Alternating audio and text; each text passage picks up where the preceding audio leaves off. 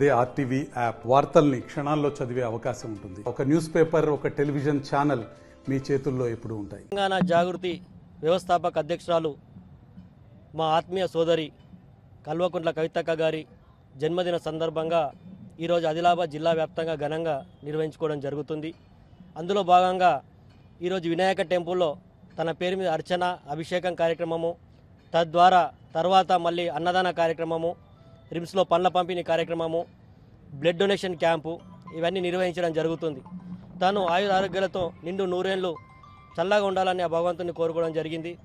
ఈరోజు యాక్టివ్ పాలిటిక్స్గా జాగృతి కూడా స్వచ్ఛందంగా ముందుకు రావడం జరుగుతున్నది. ఎక్కడైతే ప్రభుత్వం 420 హామీలు ఇచ్చిందో వాటిపైన మా కవితక్క గారు ఎక్కడికక్కడ నిలదీయడం జరుగుతుంది. మొన్న బీసీ కులగణన కానివ్వండి, బీసీల రిజర్వేషన్ కానివ్వండి, మేము బయటకు వచ్చి ధర్నా చేస్తే ప్రభుత్వం దిగొచ్చి ఈరోజు క్యాబినెట్ ఆమోదం తెలిపింది. అదేవిధంగా మీరు ఇచ్చినటువంటి మహిళల పట్ల ఏవైతే హామీలు ఉన్నాయో అవి కూడా నెరవేర్చాలని మా కవితక్క గారు కంకణం కట్టుకొని ఈరోజు ఎక్కడికక్కడ ధర్నాలు చేస్తున్నది. మేము కూడా వారికి మద్దతుగా నిలబడుతున్నాం.